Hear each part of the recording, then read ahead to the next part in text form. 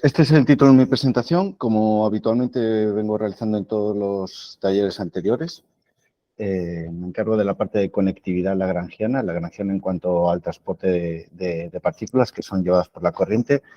Y es por ello que estos resultados que voy a mostrar están directamente relacionados con el modelo hidrodinámico del Golfo Almirante Montt, que nos acaba de presentar ahora mismo Camila. Y todo ello bajo un enfoque biosanitario para la salmonicultura, en cuanto a que las partículas que se han utilizado para esta conectividad lagrangiana, como veremos más adelante, representan patógenos de la salmonicultura y la conectividad fue calculada entre las unidades de producción de esta actividad dentro del Golfo Almirante Montt. Bueno, para empezar, tal vez aquellos que no estén relacionados con la terminología, que es la conectividad lagrangiana, es la capacidad de transporte de un sistema cualquiera, nuestro un sistema marino, ¿no? Que es calculado matemáticamente a partir de estadísticas, contando las trayectorias de las partículas desde su lugar de origen hasta su lugar de final de la trayectoria y a lo largo de toda la trayectoria. Esto es un ejemplo que he tomado aquí prestado de los amigos de la NASA, donde podemos ver cómo unas partículas son transportadas a través de las corrientes y gracias a ello podemos cuantificar patrones. Lo que voy a presentar no es un trabajo así a la vista, sino algo más numérico. Para calcular la conectividad lagrangiana hay una serie de etapas, ¿no? Y partimos por el modelo hidrodinámico, este modelo que acaba de presentar Camila, que nos entrega las condiciones de campos tridimensionales de variables físicas, campo de masas, con temperatura, salinidad y las corrientes con los campos advectivos y difusivos que nos van a transportar las partículas. A este modelo hidrodinámico se le acopla el modelo de dispersión de partículas en el cual se introducen estas partículas al modelo para poder ser transportadas y este modelo de dispersión de partículas a su vez puede tener acoplado un modelo IBM, Individual Base Model, en el cual las partículas pueden ser caracterizadas o no como agentes bióticos o abióticos para representar el tipo de organismo o ente que queramos caracterizar.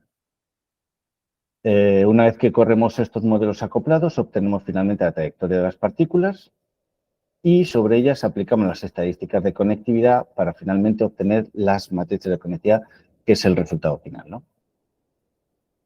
El modelo hidrodinámico, bueno, un poco al hilo de lo que había presentado Camila, es el modelo del Golfo Almirante Montt, ¿no? Con la salida en el Canal Unión, en su conexión oceánica. Es un modelo es un modelo desestructurado por sus características y entonces tiene una resolución horizontal variable desde 100 metros en las zonas de mayor construcción, Canal Quirque, Santa María, Morla Vicuña, hasta los 1000 metros en las zonas de mayor profundidad y más amplias donde no es necesario una tan alta resolución. Y para un número total de unos 15.000 elementos en la horizontal.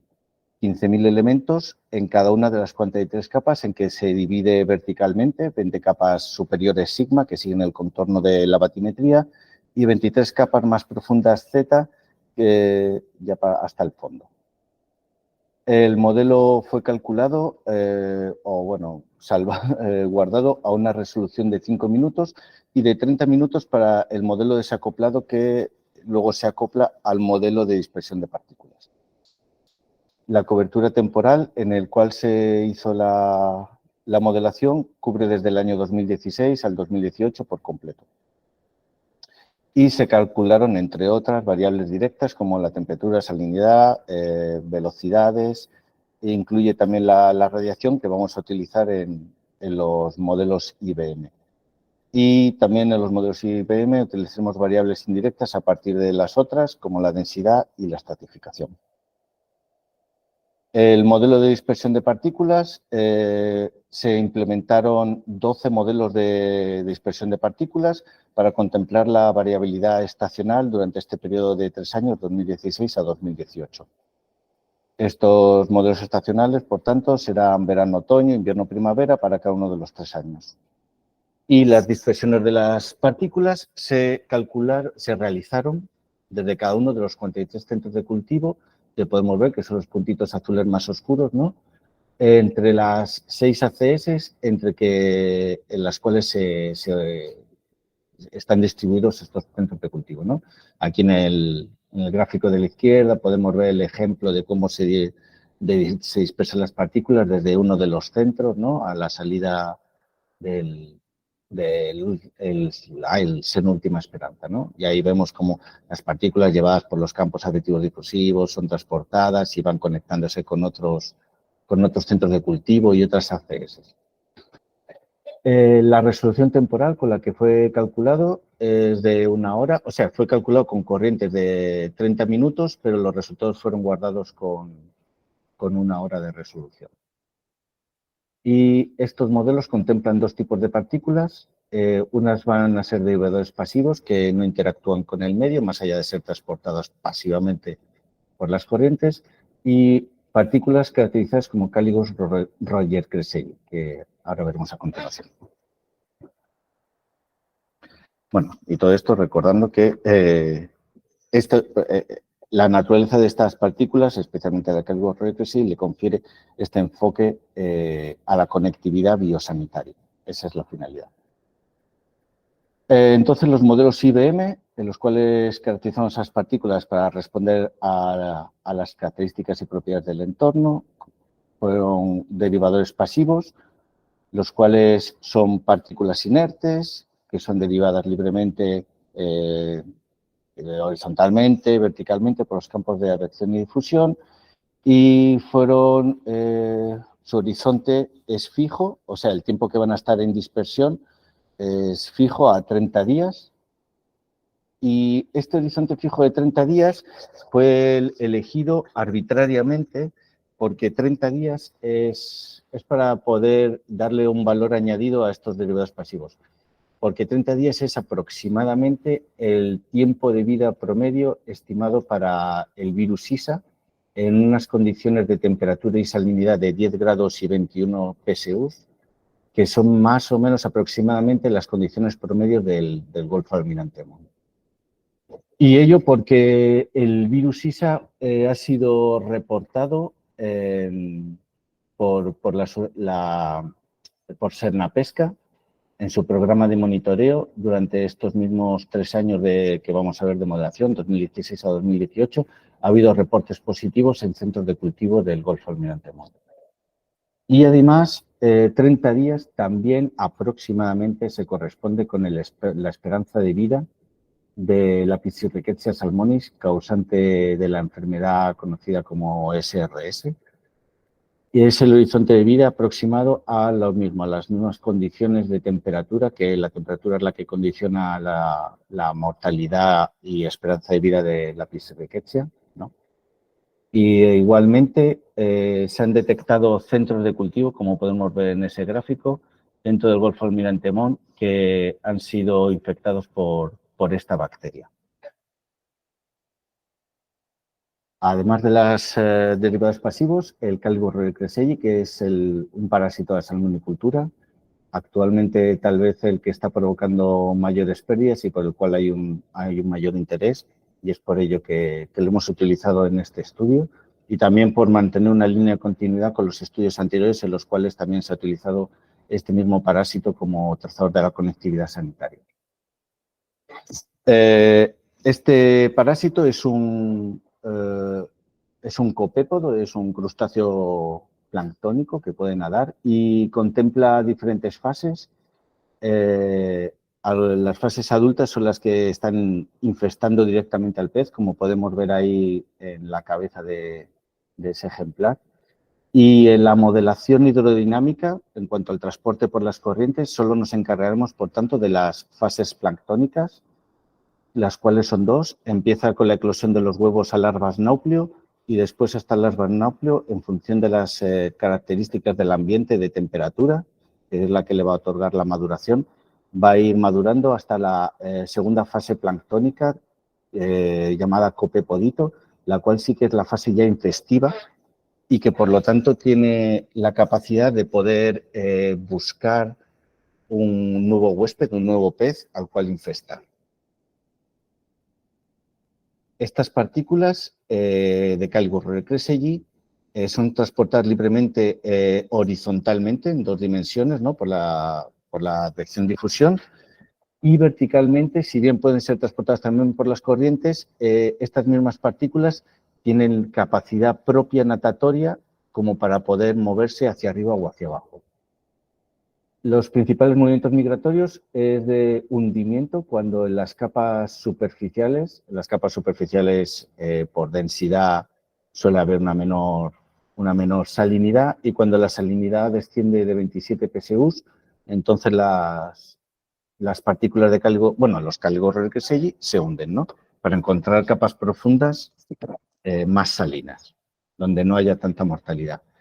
Y luego también tienen movimientos circadianos, subiendo hacia la superficie de día y descendiendo hasta la picnoclina, en este caso aloclina, porque es la salinidad la que nos va a dictar más el gradiente de densidad, descendiendo hasta la picnoclina durante la noche. Al contrario que las partículas derivadas pasivas, en el cual su horizonte temporal es fijo y de 30 días, en cambio en el Caliguro-Crescegli, al representar un organismo vivo, su horizonte es variable y dependiente de estas condiciones del entorno a lo largo de su trayectoria de deriva. Y el horizonte va a depender de la maduración, es decir, la maduración, lo que tarda en madurar desde la fase núcleo a la fase copepodito y la esperanza de vida misma de la fase copepodito. Y esta maduración es factor de la temperatura que se va acumulando como degree days en función de cómo fue descrito por González y Carvajal en este estudio, en el cual podemos ver que para diferentes temperaturas, desde 4 grados hasta 17, el horizonte de vida o lo que tarda en madurar el núcleo hacia el copepodito.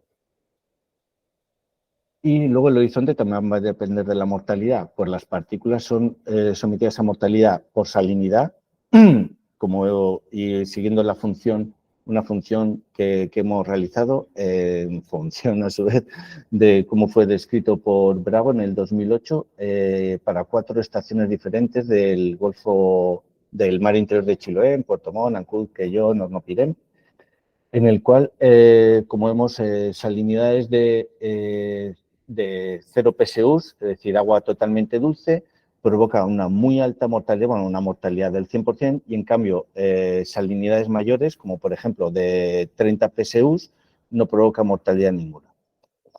Además, también hay una mortalidad asociada a la temperatura, que es cuando se encuentra, y esta va a ser muy importante aquí en el Golfo Almirante Montt, por las extremas temperaturas mínimas que hay, sobre todo en el invierno. Hay una mortalidad asociada a la temperatura, que es cuando tanto Nauplio como Pepodito se encuentran con temperaturas menores a 4,2 grados, la larva muere por completo. Las estadísticas de conectividad, son un conjunto de cálculos geoespaciales en el cual, sabiendo de dónde inicia la trayectoria cada una de las partículas y cuáles son sus derivas, ¿no? Por dónde va pasando a lo largo de su deriva con una resolución temporal de 1 hora, podemos calcular la conectividad como un porcentaje de la probabilidad de paso de las partículas que han iniciado su trayectoria en una parcela que llamaremos fuente por cada una de las otras parcelas en que dividimos el dominio, que van a ser llamadas parcelas sumidero. También mencionar que una parcela fuente donde inician las trayectorias puede ser a su vez una partícula sumidero que recibe a estas mismas trayectorias, bien al principio de su deriva o que vuelven a pasar posteriormente por recirculación. Y así obtenemos finalmente las matrices de conectividad que nos van a relacionar las parcelas fuente, que en este caso van a ser los 43 centros de cultivo concesionados que hay a la fecha en el Golfo Almirante Montt, los van a relacionar entre sí. Y este va a ser el aspecto, este es un ejemplo nomás de cómo sería una matriz de conectividad en el cual en el eje Y de ordenadas, abscisas, en el eje Y podemos ver los centros de cultivo fuente, es decir, desde dónde empezaron las trayectorias, y en el eje X son esos mismos centros, pero como sumidero, es decir, los que recibieron en algún momento el paso de cada una de las partículas a partir de los centros de cultivo fuente. Se destaca esta diagonal, siempre vamos a ver este patrón, por lo menos con derivadores pasivos, esta diagonal que se forma, que es la llamada autoconectividad, que es la que nos relaciona la conectividad de cada centro fuente consigo mismo, que va a ser muy fuerte, porque de donde salen las trayectorias de una partícula, obviamente está conectado consigo mismo en el primer paso de tiempo. Y después, la última columna de la derecha son las zonas libres de salmonicultura. Es decir, cuando una partícula abandona su centro inicial fuente y sale fuera, en el caso del dominio del Golfo Almirante Montt, esas son zonas que no están ocupadas por centros salmoneros y que van a ser conectadas y son conectividades, por así decir, seguras, porque no van a infectar a ningún otro centro. Y de estos 43 centros de cultivo, después vamos a agrupar sus conectividades en función de la ACS o barrio salmonero en el cual se encuentra cada una, promediando las conectividades mediante medias aritméticas, así, entre sí mismo como autoconectividad o con otras ACS, para finalmente obtener este tipo de matriz de conectividad que nos relaciona las ACS entre sí. Entonces, los resultados los vamos a dividir según el tipo de partícula y primero los resultados de Caligor-Roy-Creselli, que, como vamos a ver, no son nada relevantes, son matrices, apenas se puede llegar a distinguir porque son en tonalidades muy claras, son probabilidades bajísimas. No hay conectividad apenas de Caligor-Roy-Creselli. ¿Y esto por qué se da? Bueno, se da por una suma de varios factores. Primero, las muy bajas temperaturas. En los primeros 50 metros de la columna de agua, los 50 metros superficiales, a lo largo de estos 3 años, 2016 al 2018, el rango de temperaturas oscila entre los 7 y los 12 grados centígrados apenas, lo cual hace que la maduración de la larva nauplio, como inicia la trayectoria, a la última fase copepodito, que es la fase infestiva y sobre la cual se computa la conectividad, sea muy, muy baja. Apenas el 0,2% de todas las larvas nauplio llegan a alcanzar la fase copepodito debido a estas bajas temperaturas que hace que su desarrollo sea muy lento. Ello sumado a las bajas salinidades, que en los primeros 50 metros superficiales de la columna de agua oscila entre los 21 y 22 PSUs, provoca una alta mortalidad que hace que la esperanza de vida promedio de estas partículas para los 3 años de modelación apenas sean 19 horas. Es decir, para todas las partículas que han sido utilizadas, han sido durante los 3 años de modelación cerca de 500.000 de partículas, el promedio de dispersión no llega ni siquiera a un día, lo cual es poco tiempo para poder conectar estos 43 centros de cultivo entre sí. Es decir, salen y ya prácticamente mueren, no tienen tiempo para establecer conectividades. Y luego, por último, también las muy bajas y extremas temperaturas mínimas que mencioné anteriormente, es decir, temperaturas por debajo de 4 grados centígrados que provocan la mortalidad completa de la partícula. Y aquí podemos ver un ejemplo de, superficialmente, la extensión que ocupan esto dinámicamente, el modelo en cada paso de tiempo. En azul podemos ver aquellas áreas ocupadas por temperaturas menores a 4,2 grados y, como podemos ver, ocupa prácticamente más de la mitad de la superficie horizontal del Golfo Almirante Montt. Y es por ello que las partículas, las que apenas consiguen sobrevivir 19 horas, luego terminan muriendo por completo. Estos resultados son consistentes de conectividad de Caligor-Roy-Creselli con la infectividad reportada a través de los informes sanitarios elaborados por la Senapesca para los años 2017-2018. Para el año 2016 hay reportes, pero no para la zona de Magallanes, sino para los lagos y Aysén. Y bueno, aquí podemos ver un poco más en detalle el zoom, cómo no hubo ningún caso reportado de caligidosis, que es la enfermedad que provoca este parásito, en el Golfo Almirante Montt. En la zona de Magallanes, apenas las ACS de la isla Capitán Aravena, al sur de Punta Arenas, se han reportado casos. Y respecto de la conectividad por derivadores pasivos, que como vimos son estas partículas que tienen un horizonte fijo de 30 días, sí que vamos a observar ya patrones de conectividad porque han tenido, al contrario de Caligo Requesé, que tiene apenas 19 horas, estos sí que están durante 30 días en dispersión, y aquí vamos a ver para los promedios de estos 3 años, las 4 estaciones, verano, otoño, invierno y primavera, los patrones de conectividad, los cuales son muy similares entre sí. Aquí, bueno, destacando la autoconectividad que establecen los mismos centros entre sí mismos. Luego también esta autoconectividad llevada a nivel de ACS. Podemos ver que las principales conectividades ocurren entre centros de una misma ACS. Y luego también vemos un clúster de conectividades entre centros de cultivo de diferentes ACS que se dan sobre todo entre la ACS 47A y la ACS 47B. Es lo que vemos aquí destacado en ese recuadro morado. Luego, promediando estas conectividades que hemos visto estacionales para cada una de las 4 estaciones del año, de los años 2016, 17 y 18, obtenemos la matriz de conectividad promedio de derivadores pasivos entre ACS o barrios de cultivo de salmón.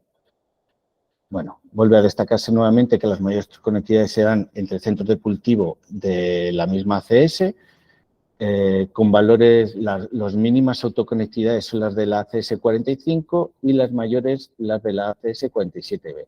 Es decir, los centros de cultivo de la ACS 47B están más interconectados entre sí que los de la ACS 45. Y luego las ACS 47A y 47B, que son las ubicadas en el seno, ahí se me fue el nombre, Poca Esperanza creo que es. Bueno, esos destacados en ese trapecio rojo son los más interconectados entre sí, es decir, establecen conectividades más fuertemente entre los centros de cultivo de distintas ACS, lo que puede llevar lugar a problemáticas biosanitarias de infestación por un brote de caligidosis, en este caso, que originado en un centro de cultivo de una ACS termina infectando a centros de cultivo de otra ACS y provocando suciado. De la ACS 47A hacia la 47B hay un 22% de probabilidad de conexión e inversamente desde la 47B a la 47A hay un 15% de probabilidad de conexión. No son probabilidades muy, muy altas, pero sí son las mayores que se dan entre las ACS del Golfo Almirante Montt. Y en cuanto a la variabilidad estacional entre cada una de las 4 estaciones de verano, otoño, invierno y primavera, para el promedio de estos 3 años vemos que hay muy, muy poca variabilidad, siendo las mayores variabilidades en los promedios estacionales de apenas el 6% y las cuales se dan entre los mismos conectividades de la ACS 47A y 47B que acabamos de ver, que son las que se dan más fuertemente entre centros de cultivo de diferentes ACS. Las medias de variabilidad apenas alcanzan el 1% y una mediana del 0,6%. Es decir, no hay apenas diferencia en la conectividad de derivadores pasivos a lo largo del año en la variabilidad intraanual.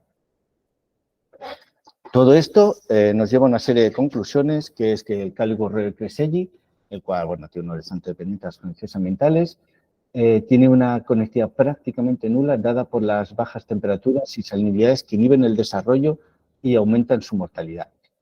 Y por contra, el derivador pasivo con este horizonte fijo de 30 días presenta muy altas conectividades con zonas libres de centros de cultivo, altas conectividades con centros de cultivo de su misma ACS, conectividades medias con centros de cultivo de otras ACS y altas conectividades entre centros de cultivo de diferentes ACS solo entre la 47A y la 47B recíprocamente. Y por último, hay una muy baja variabilidad estacional de la conectividad en el promedio de los 3 años estudiados. Bueno, muchas gracias a la Subsecretaría de Pesca y al Ministerio de Economía por su financiación de este y otros estudios realizados por el Grupo de Oceanografía.